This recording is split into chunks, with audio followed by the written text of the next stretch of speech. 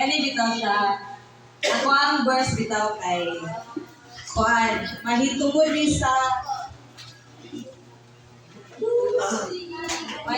sa kuan kana how to overcome the fear.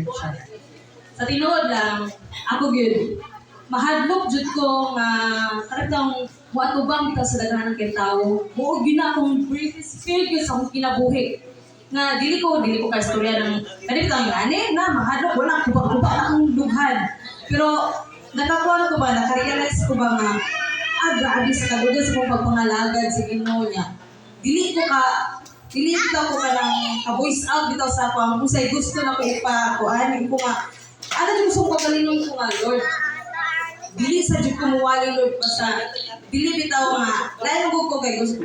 Mahadlok bitaw ko nga pitan istorya ko. Ya, kung pabalo nga sayop di ay ana ba mahadlok ko nga sayop ra ang makita sa ako kay kasagaran sa mga tao di bita kabalo mga judgmental ana ba muna nga ako mahadlok jud ko nga moatubang sa daghang kay tawo pero dili jud nako kanang kani mabuhat mo sa yawa god nga daghan isulod si mo ba nga ayaw kay kuan makita niyo sayop si mo sa istorya ayaw kay kuan mo ni na pero karon ako yung distan nga kuan kanang dili jud ko dapat hadlok kay iya na sa yawa. Una nga ang akong verse ang akong verse kay wala. Pero ang kuan ni is how to overcome the fear. Dili the fear, how to overcome my fear. Ano dito? Kay para sa ako ni.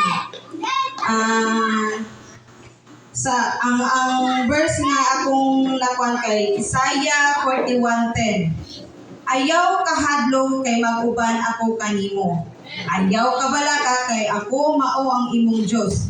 Lipunon og tabangan ko ikaw panalitan og luwason.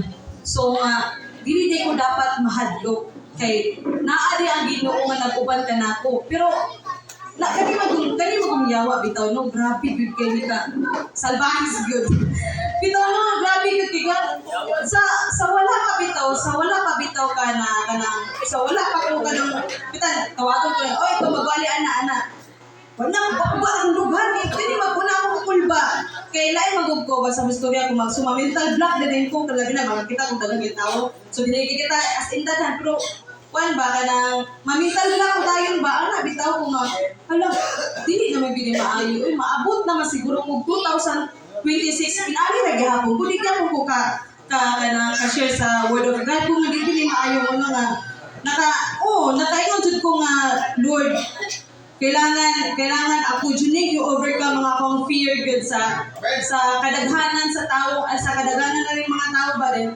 kailangan jud nga dapat musukod jud ko kay naagid sa verse no nga naagid sa verse god nga kuan kana ayaw kahadlok kay ako mag-uban kay ako mag-uban kanimo so dapat di ko mahadlok kay nabi Ginoo mas powerful ba Ginoo sa yawa so muna nga kanang I need jud kanang i-overcome jud ako kung fear kay sa tinuod lang bitaw sa maskin sa among eskwelahan sa una, hindi ko ganahan mag-report. Di jud ko ganahan mag-report. Di jud ko ganahan kay ngano.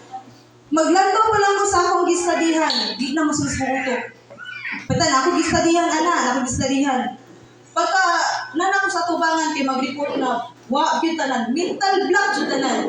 Muna nga nakaingon ko ba ko, may pa kung buguas siguro kay nako no ano ba? Mo gina man si sa moto kay grabe din yawa.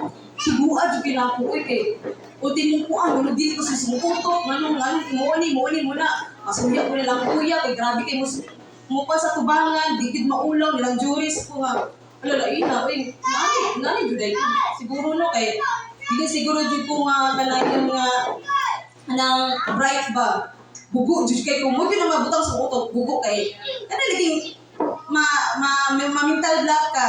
Pero napasalamat jud kay ko sa Ginoo no kay sa karon na overcome na nako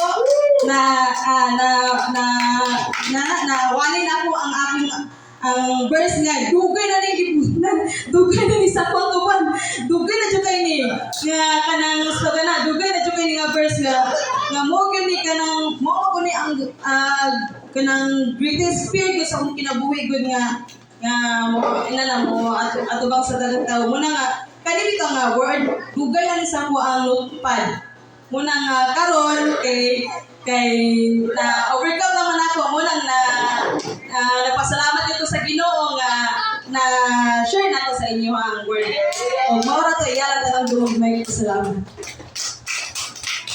Yes.